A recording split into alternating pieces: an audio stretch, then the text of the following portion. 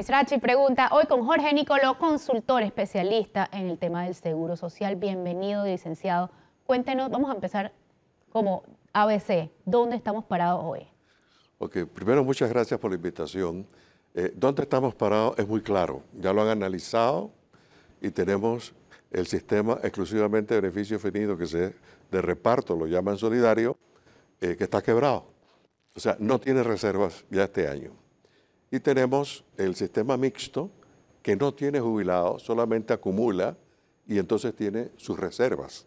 Pero esas reservas no están libres, sino que son reservas para cuando lo del mixto, por allá por el año 30, 1 millón de gente, empiece a jubilarse.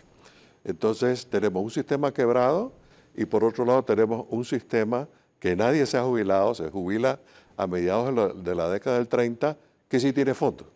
Entonces, la situación es grave. De cómo conseguimos los fondos para financiar el déficit que existe ya a partir de este año de más de 1.000 millones.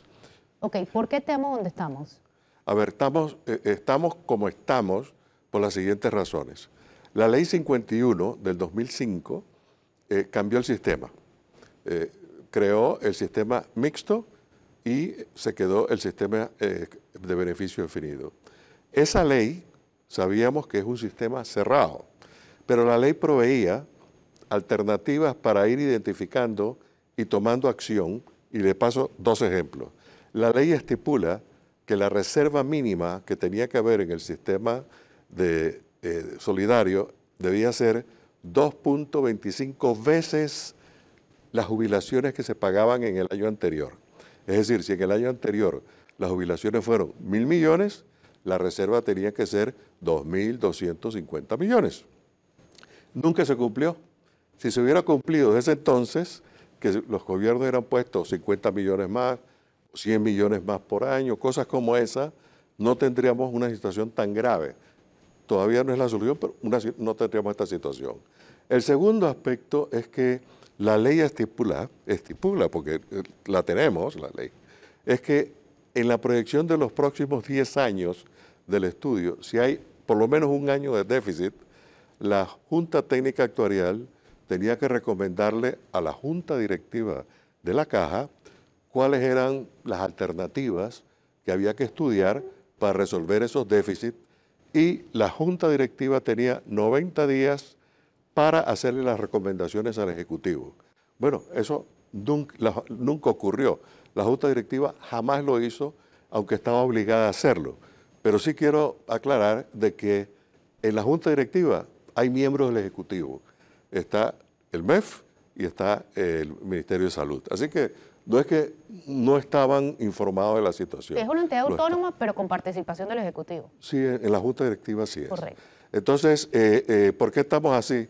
Bueno, no atendimos a las llamadas de atención ni las decisiones se tomaron para poder ir solventando el problema de las reservas, que hoy no tenemos nada, ningún gobierno ha hecho nada. Y obviamente lo segundo es un incumplimiento total de la Junta Directiva el no haber hecho nada. Ellos son responsables, igual que la dirección de la Caja, sobre ese tema. Entonces, ¿dónde nos encontramos? No tenemos el dinero para hacerle frente a las jubilaciones. Todo el mundo piensa, bueno, acá hay fondos, vamos a agarrar los fondos y olvídate lo demás.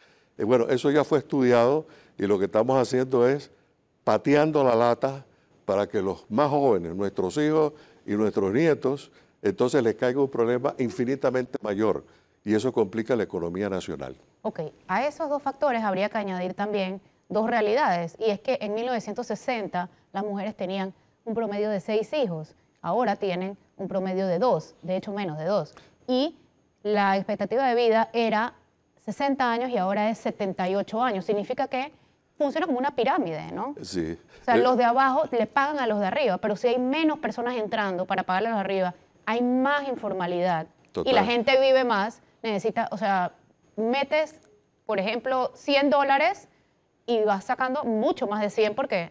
Mucho más, mucho más. El sistema de beneficio definido es un sistema insostenible, porque antes habían 10 o 15 cotizantes por cada jubilado. Hoy día estamos como en 3 nada más. Eso no es sustentable. Así que el mismo modelo es piramidal, pues. Entonces, ese es un problema. La natalidad ha bajado enormemente.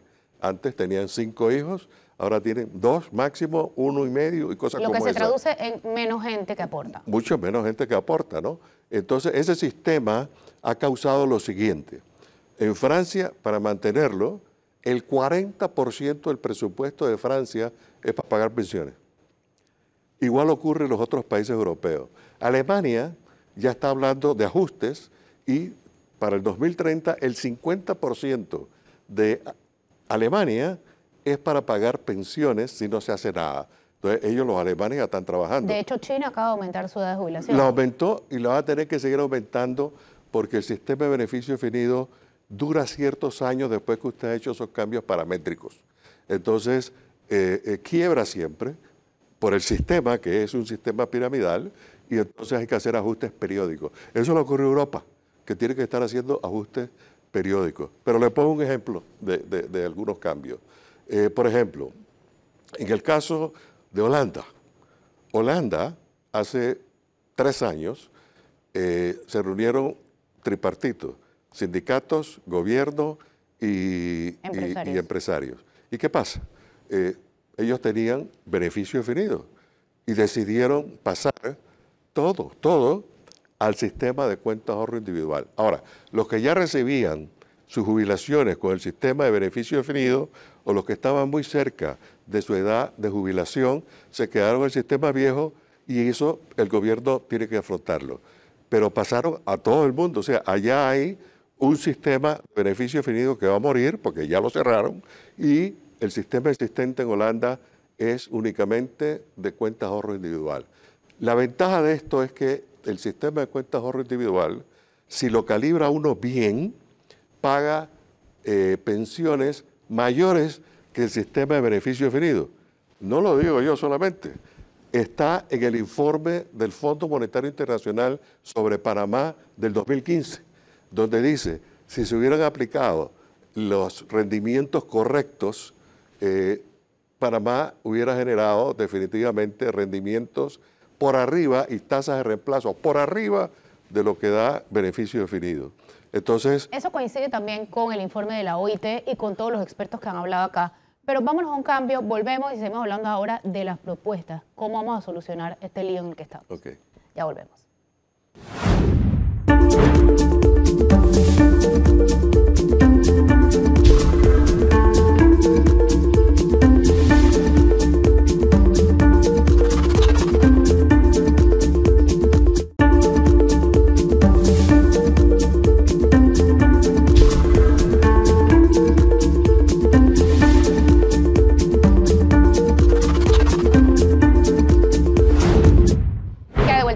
Y pregunta, hoy con Jorge Nicoló, consultor especialista en el tema del seguro social. Usted participa en las mesas instauradas por el gobierno de José Raúl Mulino para atender este tema que tiene como fecha de cumpleaños el 31 de octubre. Cuénteme en qué consiste la propuesta de los empresarios. A ver, la propuesta del sector empresarial tiene 3 pilares. El primer pilar es el que tenemos hoy día, que es 120 a los 65, y la variante con lo que tenemos hoy es que si alguien en ese grupo de 120 a los 65 en su vida laboral ha cotizado 5 años nada más, o 10 años nada más, o 12 años, se le consideraría lo que ha pagado en cuotas durante su periodo de cuotas, más en un rendimiento, y eso se le agrega a los 120. Los estudios de corridas que se han hecho, esto puede llegar al máximo, sería 255. Obviamente no sería 255 para todo el mundo, porque no todo el mundo ha pagado 10, 12 años. Pero sí sería más de 120, lo cual es una mejoría para evitar hasta cierto punto la pobreza, aunque la cifra es muy baja. El segundo pilar es lo que pagamos hoy día, 13,5%, pero pasando lo que el componente de beneficio definido del mixto se elimina y todo se pasa a las cuentas de ahorro individual. ¿Por qué? Esta es la pregunta clave en esta propuesta. Y es que en el componente de beneficio definido, que es casi igual al solidario, hay un tope de $500. Los primeros 500 es lo que la gente aporta.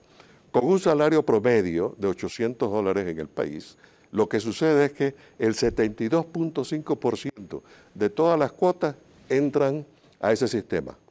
Entonces sale solamente 300.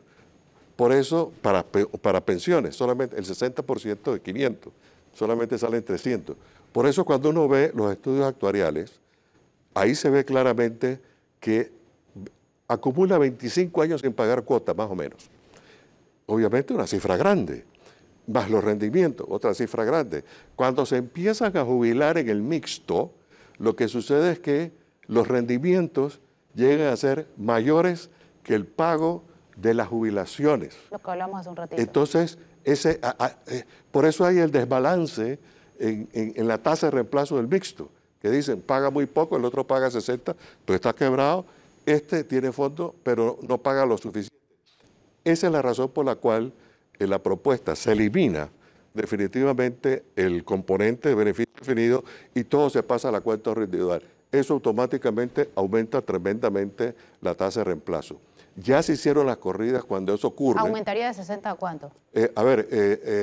Dependiendo de ciertos parámetros, aumenta a 68, arriba de 70 e inclusive hasta 80%.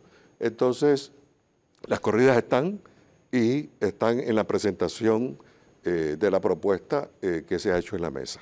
Ok, habla de 3 pilares, también habla de un pago voluntario. El pago voluntario... Que equipararía la propuesta es que si el empleado, es como el SIACAP, si el empleado pone 2%, lo ideal sería también que el empleador ponga una cifra similar, ¿no? Entonces, eso motiva a la gente a ahorrar, y creo que es un fundamento importante. Por ejemplo, en otros países inician que es obligatorio el voluntario, entre comillas. Pero ¿qué pasa? La gente se puede salir a los 2 años. La historia de esto es que el 90% se queda dentro del sistema. Ok, en el cuadro que ustedes presentaron en su propuesta, habla, por ejemplo, sin cambios paramétricos, la edad de referencia es la edad de jubilación hoy día, 62 años en hombres, 57 en mujeres, y el aporte del Estado es 3.234 millones de dólares. ¿Eso es sostenible o no? No, eso es absurdo. O sea, el Estado no puede sacar 3.000 y pico de millones básicamente para pagar pensiones. Porque, ¿qué pasa? Estamos hablando de que hay 300.000 jubilados. Estamos hablando de que si adicionamos los cotizantes del sistema de reparto, o llamado solidario, eso nada más es el 47% de la población, perdón, el 53% de la población. ¿De dónde vamos a sacar la plata para atender al otro 47% que son los informales que no pagan seguro social y cosas como esa? Entonces... ¿La cantidad de dependientes debería bajar? No creo que deba bajar. Lo que hay que ajustar son los parámetros, porque ya ellos tienen ese derecho y sería un poquito, bastante difícil, diría yo, poder cambiar eso. Bueno, nada más son 2 dependientes, ¿no? Pero el efecto de esto es lo siguiente. ¿Por qué hay tantos informales? Vamos a ponerlo así. Bueno, hay una situación económica que no se crea suficiente empleo formal. Pero vamos al caso. Vamos a suponer ok, te ofrezco que puedas entrar fácilmente, porque ahora es un lío entrar. Y la persona dice, oye, un momentito. Y no le ven el beneficio de soporte. Ninguno. Entonces dice, para yo entrar en esto, no consigo cita, no consigo medicamentos, no consigo exámenes, no consigo cirugía, no voy a entrar. Eso tiene que mejorarse. Esto es fundamental. Por eso hay 2 mesas. Pero hay gente que piensa, por ejemplo, y incluye a los grupos de los sindicatos y los gremios, dicen que no tiene que haber variable de medidas, cambio de variables de las medidas paramétricas, solamente el Estado tendría que aportar más y cobrar lo que debe. Eso alcanzaría si se cobrara todo. ¿Cuánto sería? 256 millones, si mal no recuerdo. Sí, la cifra que yo he preguntado a la caja, por ejemplo, de aquellos que no han pagado y cosas como esa, y espero, porque el director Diromón lo mencionó, que se va a estudiar para una cifra que sea exacta, ¿no? Pero a mí me dijeron que la cifra era como 270 millones. No, eso, para que tengamos una idea, no es como un mes y una semana de pago de pensiones al día de hoy. Y como va aumentando las pensiones todos los años, esto irá a 15 días de pago de pensiones. Eso no resuelve nada. Pero Hay que obviamente, hacerlo, obviamente. Pero obviamente el que lo ha hecho, que le caiga la ley. Vamos a un cambio nuevamente y volvemos a ahondar un poquito en las propuestas del gremio empresarial en la mesa de pensiones del Seguro Social. Ya volvemos.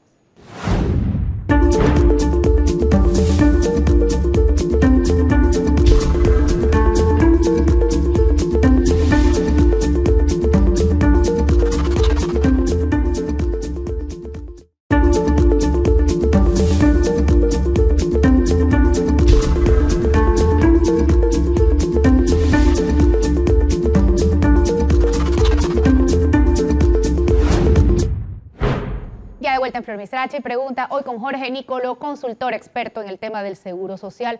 Hablemos ahora de cómo estamos en comparación con la región.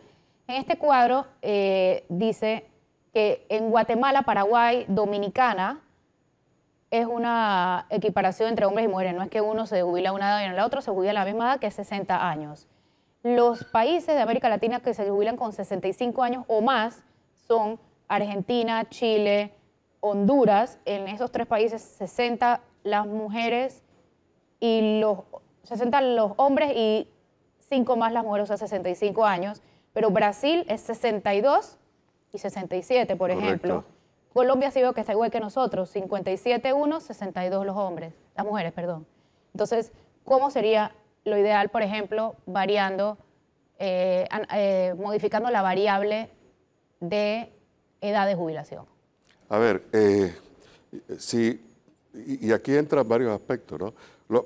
Y quisiera referirme más, lo que más se ha enfatizado por parte de los sindicatos, específicamente, no acepto cambio a las medidas paramétricas. Perfecto, no hay cambio allí, pero el asunto es que si no hay cambio en ninguno, es la cifra que usted mencionó, 3.234 millones que hay que pagar. Señores, esa hasta el cifra, año 2080. Hasta el año 2080. Eso es imposible. Ahora, si podemos negociar, no me cambie la edad de jubilación. Ok, porque ya se han comprometido políticamente. Entonces, eso sí, la tasa de reemplazo no te puedo a 60. Tengo que darte 40%. Tengo que aumentar las cuotas a 18,5. Y el gobierno... ¿Y la cantidad de años? Y a 25 años en vez de 20.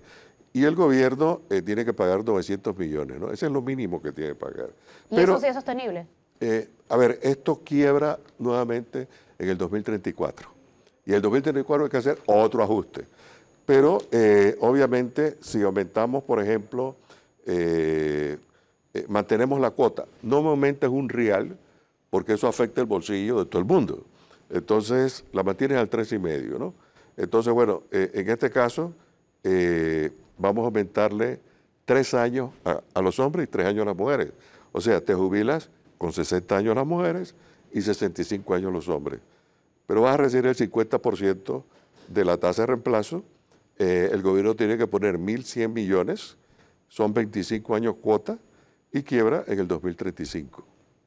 Esa es la realidad. Pero solo un año después de si no cambiaran las medidas de edad. Bueno, básicamente, si no la cambias, pero acuérdense que en el que llega hasta 2034 sí cambia la tasa de reemplazo a 40% y sí aumenta la cuota.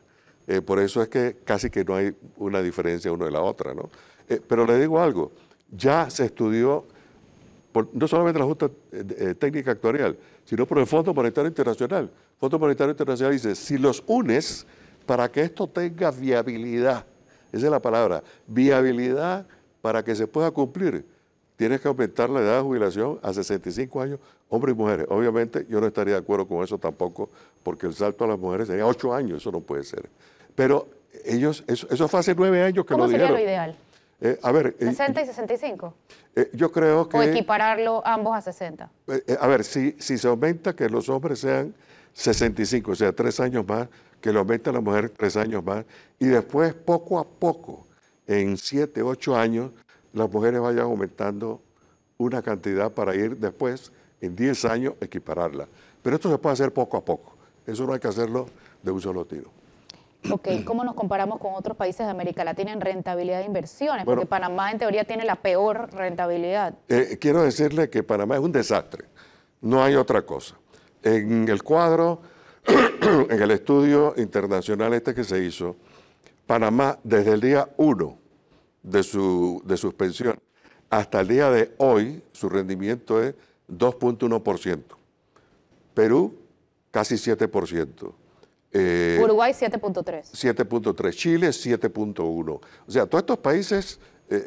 Costa Rica y Dominicana 7.2 también. O sea, lo hemos hecho mal. En los 10 últimos años, Panamá 3.9, lo que usted ha mencionado. Costa Rica 7.2 y República Dominicana. O sea, es un montón de plata. Eso hay que cambiarlo. Esto no puede seguir así. Los fondos de la reserva de la Caja de Seguro Social hay que invertirlos como deben invertirse. Entonces, eso es lo que pasa. Costa Rica, ¿cómo es posible que los costarricenses logren 7.2% de rendimiento? Están al lado de nosotros. Y nosotros, nada más, en los últimos 10 años, 3.9%. Eso es inaceptable. Ahí también entra entonces el comparativo de los déficits de las pensiones, porcentaje como Producto Interno Bruto. Correcto, correcto. Y quiero agregarle una cosa. Los sistemas de beneficio definido crean deuda nacional. Por ejemplo, nosotros tenemos una deuda con los actuales al valor presente de 75.000 millones. Pero los países que son de cuenta de ahorro individual no tienen deuda. Esos son Chile, por ejemplo, y México. Por eso tienen capacidad de ajuste.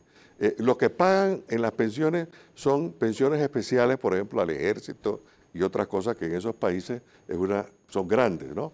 Entonces, para Panamá, obviamente, lo importante es cómo baja la deuda que no la puede pagar. Entonces, la posición de algunos que dicen, no acepto nada, me quedo aquí para nada, es una posición que yo llamo más bien hasta cierto punto ideológica, pero también bastante arbitraria. Los hijos de ellos, los hijos nuestros, son los que van a sufrir más. El que menos tiene, el más vulnerable, es el que más va a sufrir si no hace los cambios que tiene que hacer. Muchísimas gracias, doctor Nicoló, por acompañarnos, y a ustedes también gracias por acompañarnos hoy. Esperamos que haya sido de ayuda la docencia que ha dado el licenciado Nicoló. Muchas gracias.